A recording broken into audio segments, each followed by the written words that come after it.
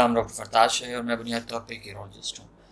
میں college of physicians and surgeons کا fellow ہوں، اور آج جس موضوع پہ میں آپ کے لیے ویڈیو بنانے جا رہا ہوں وہ ہے یورو آنکالوجی۔ یورو آنکالوجی بنیادی طور پہ یورولوجی کا وہ شعبہ ہے جو کینسر سے ڈیل کرتا ہے، اور وہ کینسرز بھی وہ جو یورولوجی سے ریلیٹڈ ہوں۔ فار ایگزامپل آپ کے گردے کا کینسر، آپ کے گردے کی نالی کا کینسر، آپ کے مثانے کا کینسر، آپ کے جو عضو تناسل ہے اس کا کینسر، خصیوں کا کینسر، تمام جتنے بھی کینسرز ہیں وہ بنیادی طور پہ اس ایک شعبے یعنی یورو آنکالوجی میں آتے ہیں۔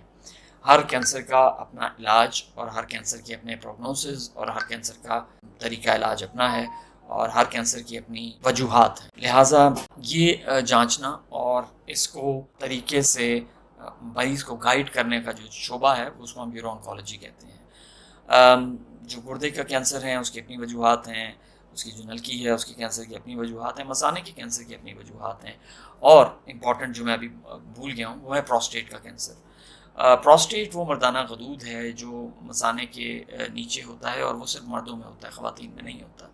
تو لہٰذا پروسٹیٹ ایک بہت امپورٹنٹ کینسر ہے جو مردوں میں پایا جاتا ہے، اور یہ تمام جتنے کینسرز ہیں، یعنی اگر آپ گردے سے شروع ہو کے پیشاب جہاں تک باہر آتا ہے اس کے راستے میں جو جو چیزیں آتی ہیں ان تمام کے کینسرز کو کے شعبے کو ہم یورو آنکالوجی کہتے ہیں۔ اور یورو آنکالوجی میں ہر کینسر کی اپنی وجوہات اور ہر کینسر کی اپنی پروگنوسس کا مطلب یہ ہے کہ وہ کس حد تک ٹھیک ہو سکتے ہیں، ان کے لیے ہمیں کیا کیا ادویات دینی پڑتی ہیں اور کیا کیا طریقے اور لاہ عمل اختیار کرنا پڑتے ہیں۔ یہ تمام چیزیں جو ہیں یہ یورو آنکالوجی کو ان کو انکمپاس کرتی ہے، مطلب یہ سارے کے سارے شعبے اس کو یورو آنکالوجی کہتے ہیں۔ یورو نکلا ہے بیسیکلی یورولوجی سے، اور آنکالوجی کہتے ہیں کینسر کے شعبے کو۔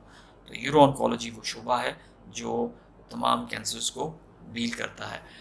میں اپنے کلینک پہ بھی کینسرز کو ڈیل کرتا ہوں، اور کینسرز کو آپریشنز بھی کرتے ہیں ہم، اور جن لوگوں کو ضرورت پڑتی ہے ان کو ہم ریفر بھی کرتے ہیں مختلف شعبوں میں ریڈیشن کے لیے یا کیمو تھراپی کے لیے۔ آپ کا بہت بہت شکریہ۔